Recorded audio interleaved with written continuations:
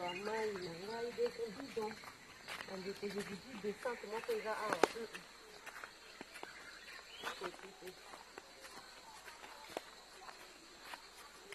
otombi te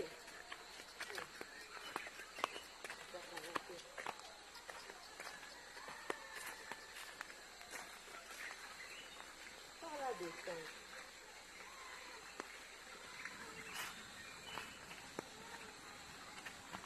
Yo telema wana kita kuna boko filme ngai ona ya na bidon kama na descente telema ka awa bota no stop omo na descente basi ba otoza na bane daily combien de temps ngobeka na mama yango ezaka facile koyaka sokoli bana osoki mwa babida mwa ya kolanda c'est ça.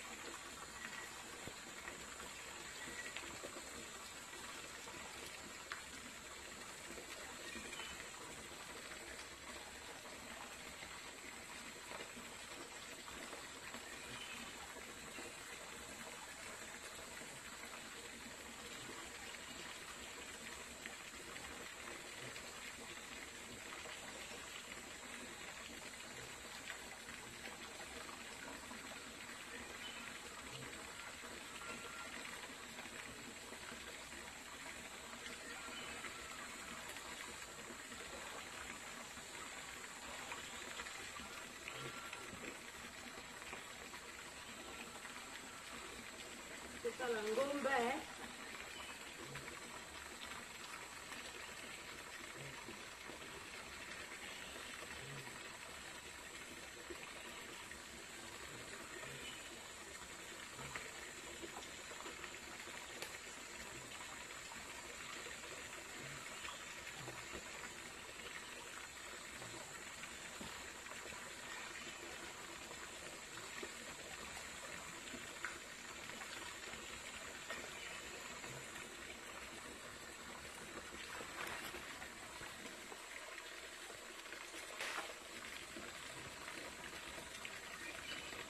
vous avez calculé ça et que vous posez ma colo pour ne pas céder. Donc c'est un peu ça. Vous avez montagne grave. Mais petit à petit, vous donnez un maximum sur le coup de l'ail et je balance.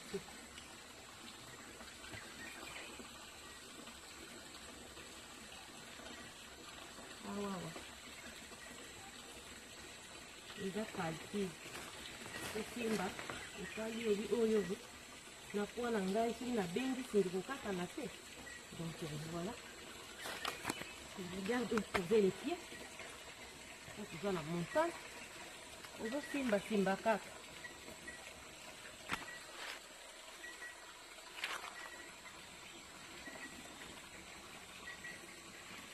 Ozo simba loko ozonguluma 4 pattes. Mata. C'est encore grave après la pluie. parce qu'il dit te beta makao. La koyaka mbala moko na 2014. Mon Dieu, sangweke na mboka. Bibi yake na serve. Nanguka makale kale.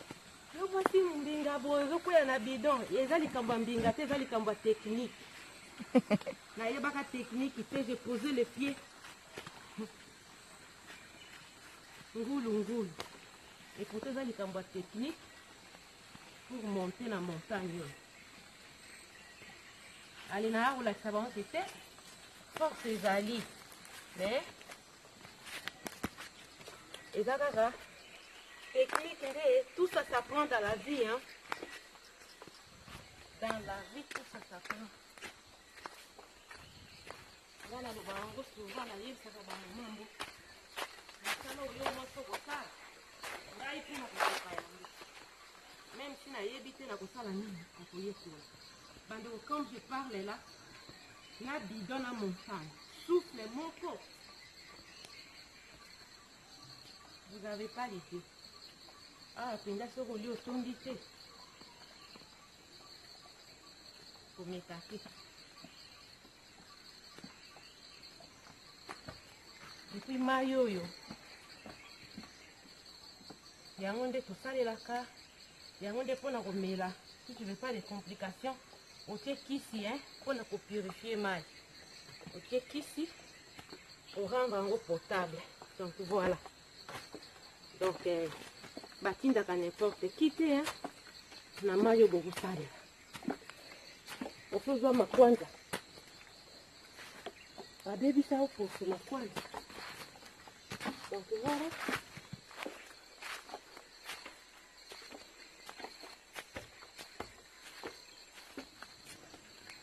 C'est un bidon en gaz. Donc juste attendre qu'il est construit.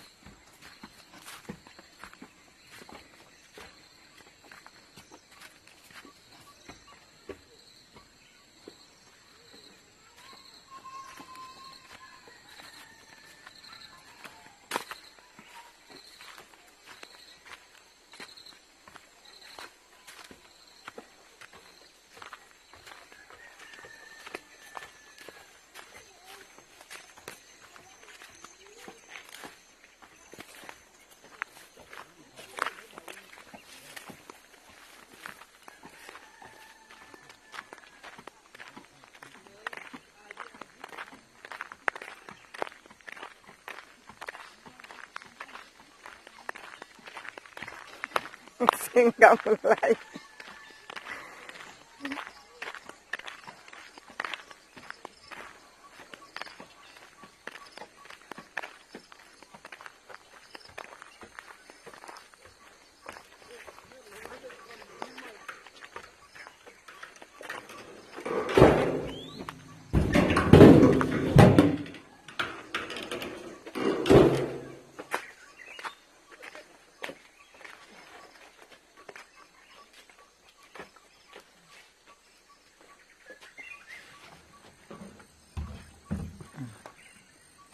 Voilà.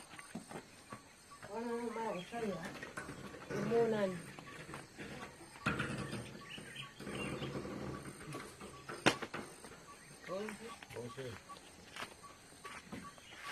Maya kufanya umeona hii maya pundu maya pia kafe ya kumela umeona